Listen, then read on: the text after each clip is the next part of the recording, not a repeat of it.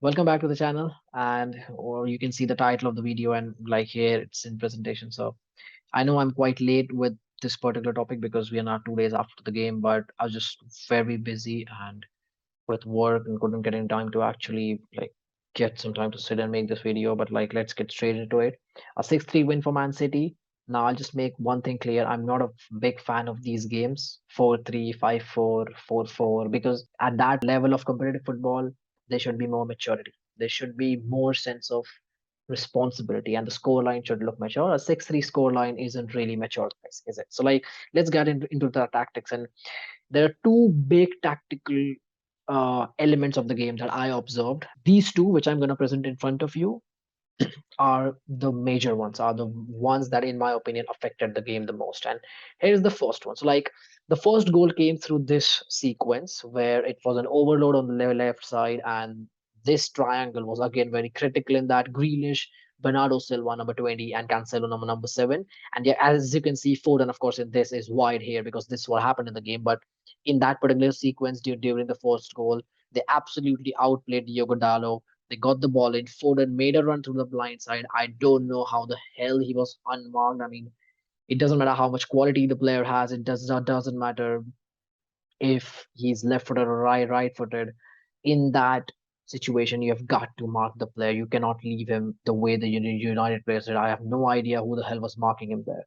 So of course, that happened, but that happened because of this overload. This triangle right here was a critical part of the game, and throughout the game, guys, throughout the game, I could see getting it to Grealish, coming inside, pulling Dallo a bit inside, creating space for Cancelo, playing it to Cancelo. Dallo has to shift.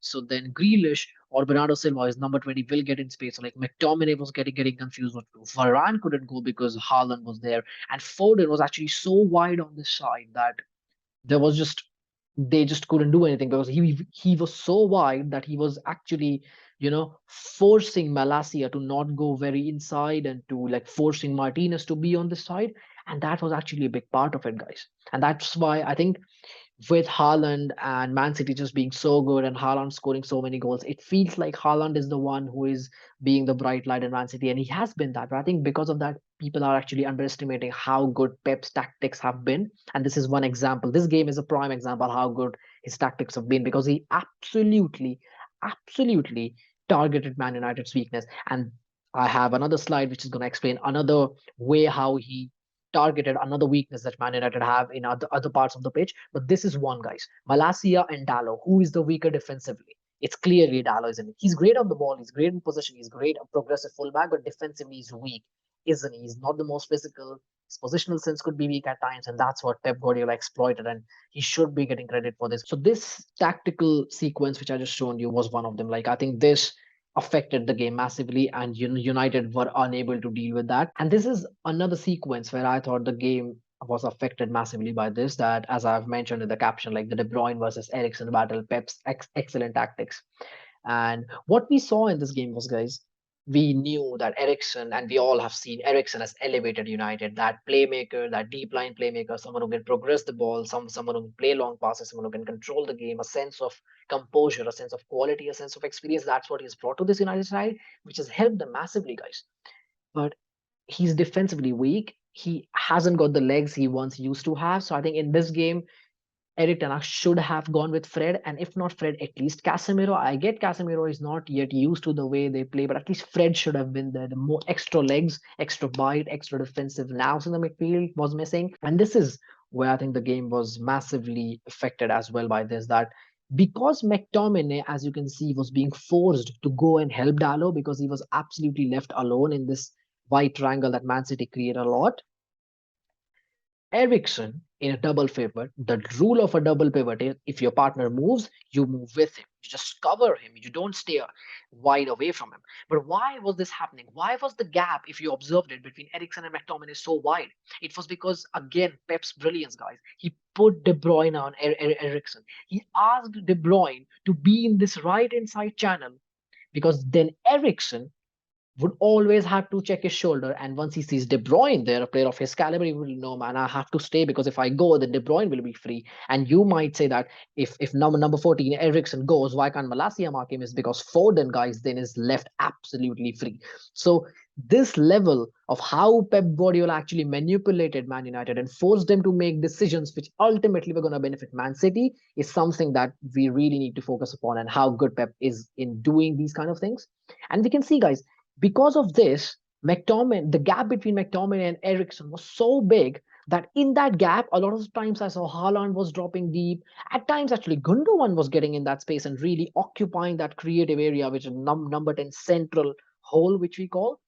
But in this game, guys, this is, as I said, this is another part of the game which I thought had a massive effect. This Pep tactic that keeping De Bruyne in the right inside channel with Foden hugging the touchline, it really, really forced Ericsson to like mark De Bruyne, which created this big gap between McTominay and Ericsson in the most dangerous part of the pitch, you can say, which Haaland or Gundogan or at times Grealish absolutely exploited. And whenever De Bruyne got the ball and Ericsson couldn't track back, De Bruyne just played a lovely pass. And an example of how to stop Man City is actually the Newcastle game. Of course, Newcastle conceded 3 goals, but in that game, like here I have the diagram for that. In that game, Newcastle, one thing that Man City do very well is like create these wide triangles, wide overloads in the wider area so that they can outplay the opposition in the wider areas and quickly get the ball in the dangerous zones. Newcastle were excellent. They stopped Man City by blocking and marking the wide triangles, and also at the same time keeping a man on their deep line midfielder. Now, of course, I'm not asking Eric Ten Hag to like just absolutely copy what Eddie Howe did. But I think he should have been more proactive, should have been more pragmatic in his approach, not necessarily asking him to play a low block, but slightly more pragmatic. I saw there were spells of the game, guys, where Bruno Fernandes is absolutely pressing them and they're pressing them. I mean, and Man City just bypassed them.